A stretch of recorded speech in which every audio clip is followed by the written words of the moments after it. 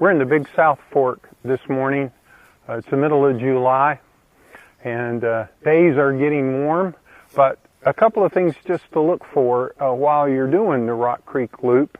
This is a wonderful loop that starts at Hattie Blevins Cemetery, and the first part of the trail just takes you across the plateau for about a mile. And there's, people don't come here to walk across the plateau. They come here to do what we're about to do, and that is to go down into the gorge. So we're going to head towards Massey Creek and then on down to Rock Creek, and we'll give you some footage of that gorge as we go along. But there's something in here that is interesting to me and I don't entirely understand, and that is the prevalence of bigleaf magnolia. We were in here in the winter, and I could see the terminal buds they're huge in magnolias, just glittering in the early morning sun. And now we're back, with full leaf extension. And for the last 100 meters, this trail, there have been hundreds of sapling bigleaf magnolias. And I'm just not used to seeing magnolias or thinking of magnolias as being trees that can dominate an area to this degree. Now, as you get some panning up, you can see it gives it, a great, almost tropical feel in here. Certainly the temperatures are tropical. The leaves are huge. And, what is going on? Why are we getting this domination by bigleaf magnolias? Just to fill in a little bit, in our canopy, we've got a lot of sourwoods, a lot of young red maple, black gum, and then a smattering of both white and red oak. So this is pretty typical overstory of the plateau region, and that will change a bit now as we head down into the gorges. So as we work along today, stick with us and we will show you some wonderful footage of the Rock Creek Gorge and then some other maybe cool things to be on the lookout for. We've now come down off of the Cumberland Plateau and we're beginning to start down into the gorge. And we've come across this large bridge across Massey Creek, and this will go on down and eventually carve out an even deeper gorge. We'll show you some footage of that, and then it will flow into Rock Creek. We've picked up the Sheltoy Trace Trail as well as the John Moore Trail, and I'm standing on that. Now, Mary is filming, and she's standing on the Rock Creek Loop. So when you come through here, you're going to see signs for both of those long-distance trails, but this area is nicely signed for Rock Creek.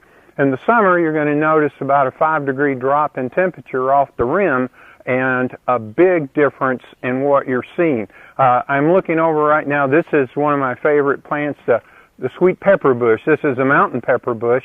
It's right here. It has just an incredible fragrance and usually peaks around July 4th. Now I'm looking into an overstory and into an area that's so much different. And this is what we find fascinating about hiking in the Cumberlands, is coming off the plateau and then into just such a different microclimate down into the gorges. So we'll see what we can see as the afternoon goes on.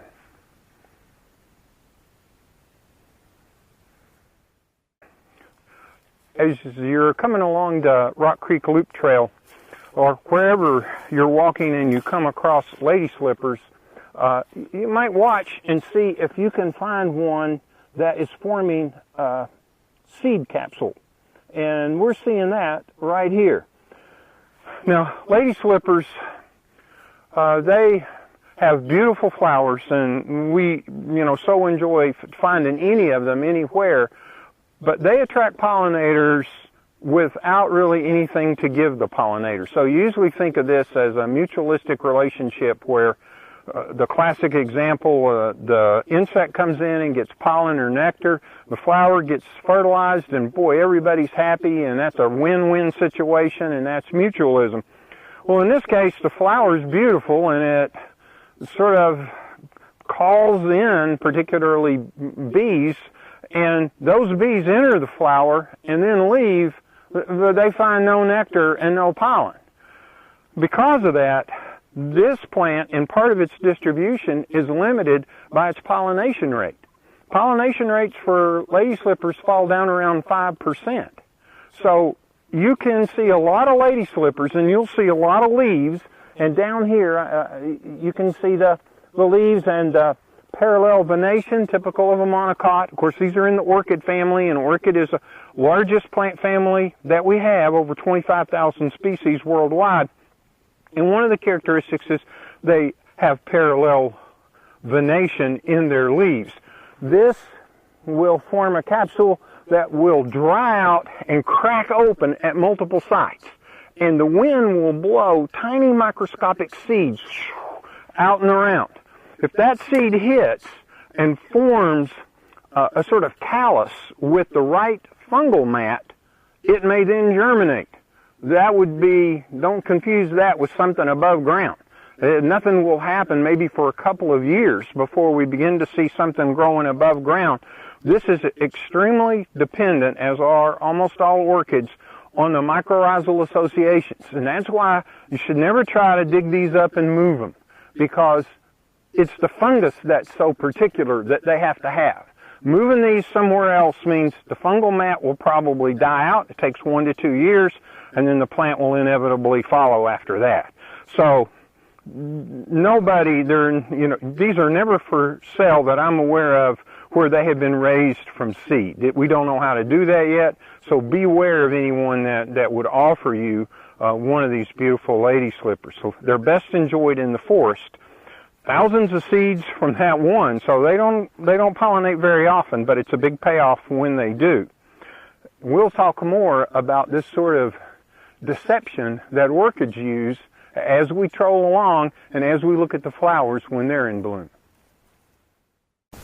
We're still following Massey Creek, and we're coming down the old railroad line, and this is a great part of the trail because, of course, the grade is so easy and we're looking off on both sides.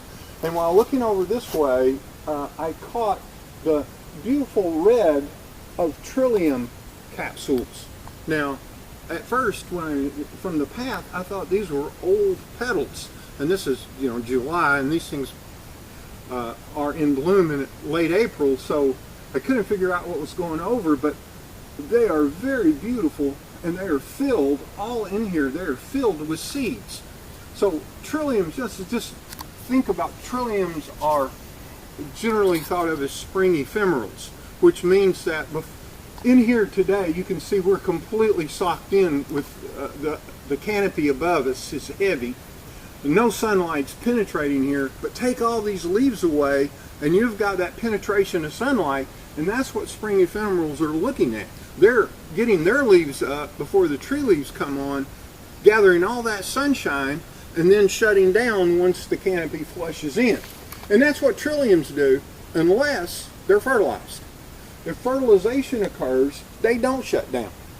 The above ground part of the trillium stays green and stays photosynthetic. You'll notice not only the 3 leaves, the bracts, everything, the stems, everything about this stays green. And trilliums don't use the stored energy below ground to pay for their seed development. The seeds that are developed in here are, as they trace where the photosynthetic products go, like glucose, after fertilization, the plant leaves and everything, their photosynthetic products go to pay for the developing seeds, and these are just fat with seeds. I'm going to show you in a minute. And that then doesn't take away from its ability to flower next year. Now, these things take 7, 6, 8 years before they can get a flower out. It's slow grow for these. So now they're protecting that by just using the photosynthetic product after fertilization from the leaves is funneled in here, not from the underground roots. Now, this capsule, it's going to open up, and these seeds are going to come out, and who's going to get them? Ants. Ants don't play a very big role in pollination, but they play a huge role in the eastern deciduous forest in seed dissemination. These seeds will have a little wafer around them that is sugar coated. Ants will take that, eat the sugar coating, and discard the seed. Someone calculated that a trillium can expand its range by about 30 feet a year.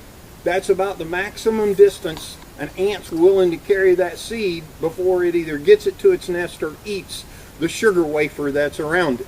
So all this cool stuff's going on inside here.